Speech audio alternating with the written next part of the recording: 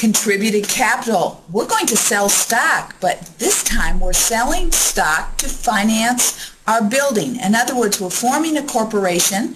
One of the prospective stockholders says, hey, I've got a building for you. And you say, great, I'll give you stock. So this is what's going to happen. Now, the building has two values that you've got to consider.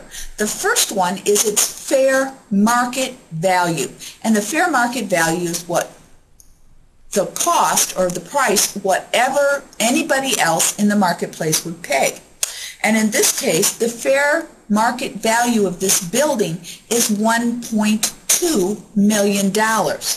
But it also has a book value, and I believe that's $800,000. Now remember, book value is cost less accumulated depreciation. So as this new corporation, what should I record it at?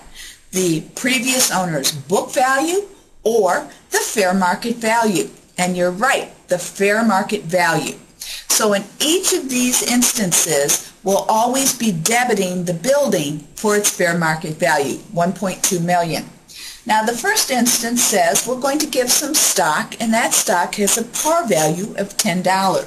So I know that I'm going to debit building for $1,200,000, its fair market value.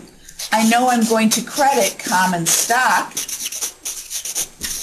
And I also know that if this thing doesn't balance, who's going to come to our rescue? You've got it, paid in capital. So how many shares of stock am I giving for this building?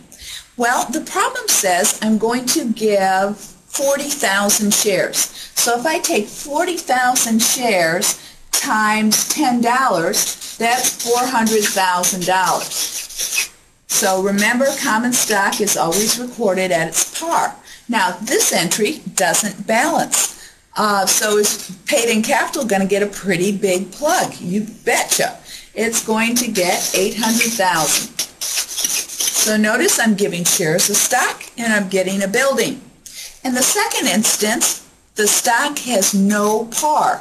And do you remember what we said before? You just record the stock then at whatever the fair market value is, or whatever you get.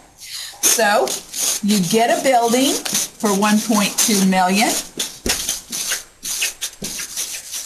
and you give up stock, common stock, for $1.2 million. Isn't that nice? Give, get.